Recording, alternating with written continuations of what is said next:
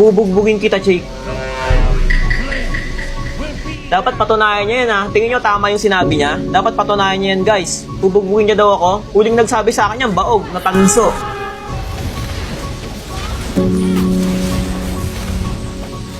Sobrang binibaby niya talaga. Oh, di ba? Patayin na naman ako. Patayin na naman ako, guys. Sige, tanggapin na natin. Ano eh? Kapul ba? Gagi. Look! Titipian ako, coach! Ang yabang ng makita! Tulog na daw! Tignan nyo, guys. Trash talk na ako ng mga kalaban. Tulog na daw. Ah, okay. Yan yung mga gusto ko eh. Tawanan lang natin yan, guys, ha. Tawanan lang natin yung mga trash talk nila.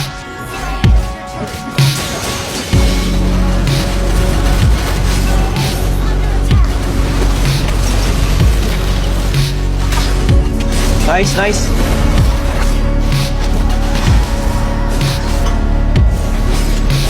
Nice. Huwag nyo na napansinin, guys. Pati kayo madidistract sa panonood eh. O, patayin ko na to. Patayin ko na to, guys. Kumukulit na sila.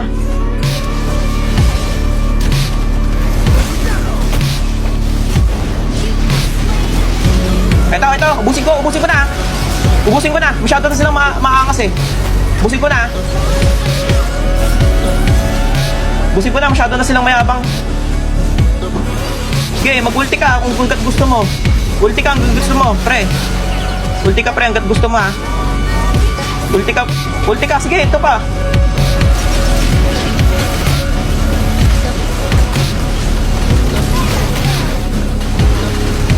Huwag yung ano, ha. Okay lang. Ako, multi na. Sige, ako na bahala. Ito pa, oh. Makukulit kayo, eh. Di ba inaangasan nyo ako? Ito pa, oh. Ito yung maingay, eh. Ito yung maingay, pre. Piling niya may bawas siya, eh. Napa-flicker. Bigyan ko nga ng leksyon tong mga to.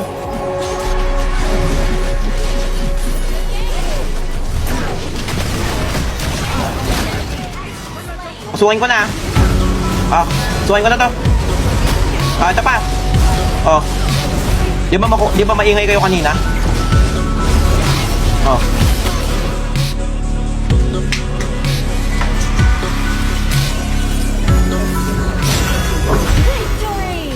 Hala! Nilabas na talaga yung bagong hero, si Hirara!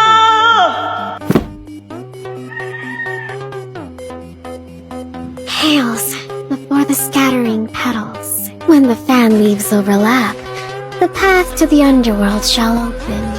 Farewell, red maple, embraced by the mason. Guys, abangan nyo tong bagong hero na si Hirara. Grabe, i-release na siya ngayong June 17. Excited na ako gamitin tong hero na to.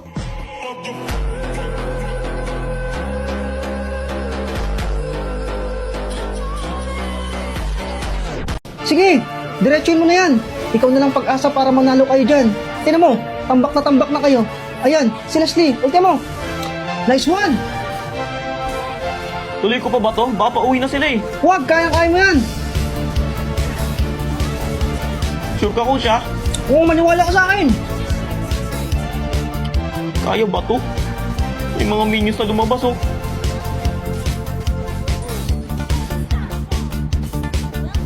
Abot ba ay? Abot ba? Boy na ikagara, out na kaya ako. Huwag, tapos mo yan.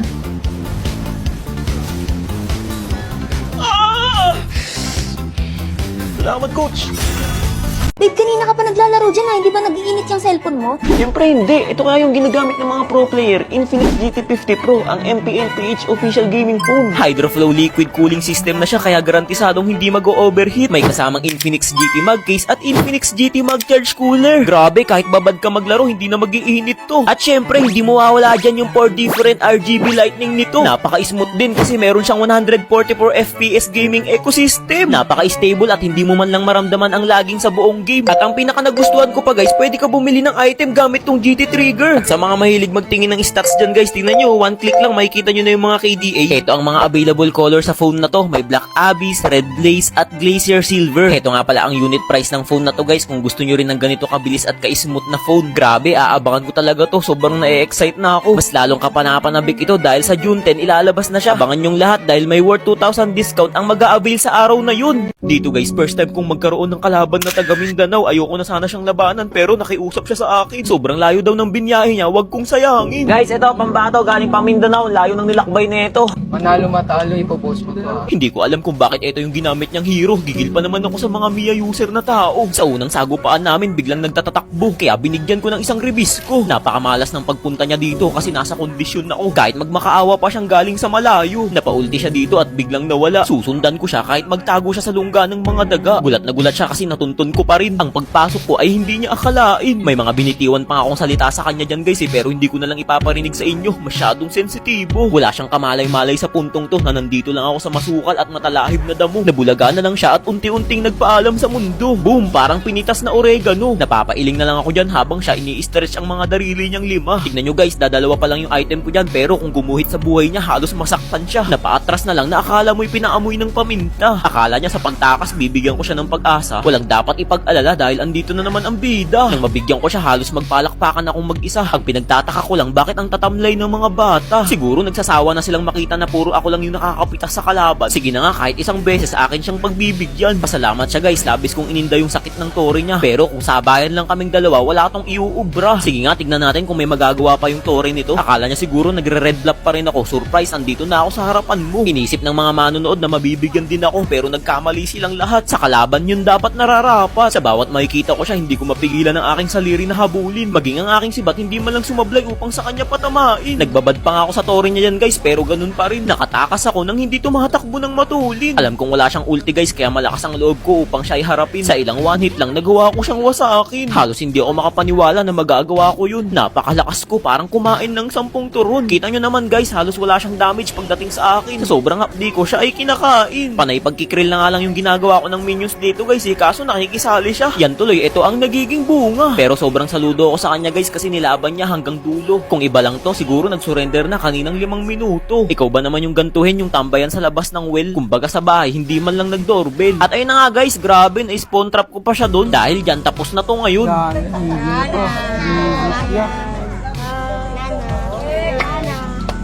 Nice game, nice game.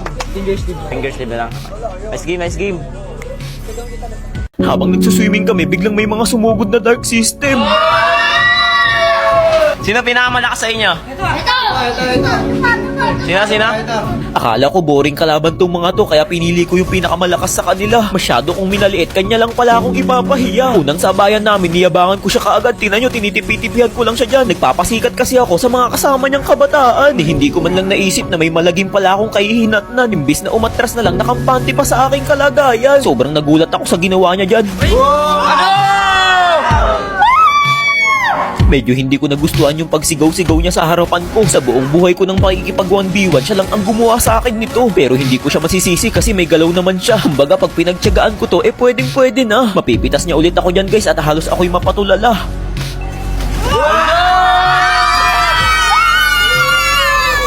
Napakaiingay na nila guys at tuwang-tuwa na. Pag ako naka-late game, siguradong di na makakaimik tong mga bata. Gumawa ako ng paraan dito para lumamang ako sa kanya. Tingnan nyo guys, nagamit niya na lahat ng kanyang ulti pati Bengan. Pag bumalik to, paniguradong may kalalagyan. Wag niya lang tangkaing subukan. Balik kung mapapansin nyo, low HP na ako pero nakuha ko pa rin magrepolyo. Nararamdaman ko kasing babalik pa tong binatilyo. Maya-maya nga lang, nagkatotoo na yung sinabi ko at idinikit ko kaagad sa bato. Wala nang nagawa si Iho.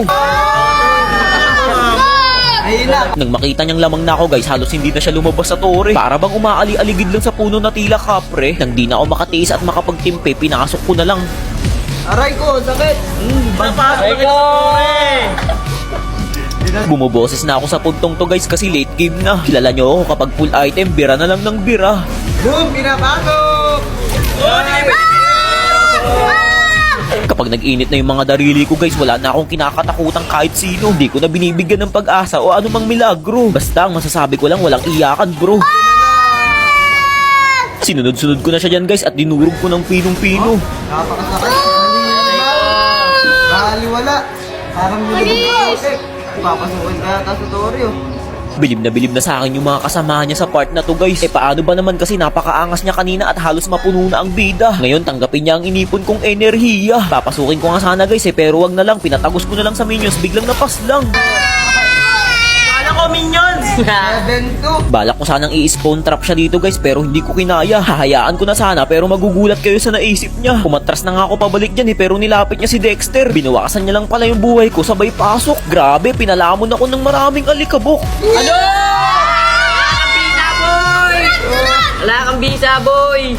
Bali dito guys, buo na yung decision ko na tapusin siya sa ayaw niya o hindi. Endable malala talaga to kapag siya ay nagkamali. Nakakatawa nga guys, sa sobrang takot niya sa akin, hindi na nag-dep. Inantay niya pang makalapit yung mga minions ko. Naku po, dyan ka mayayari. Habang nagbibuild ako, unti-unti na akong napapangiti. Isipin nyo, natanggap ko tagumpay siya, pighati.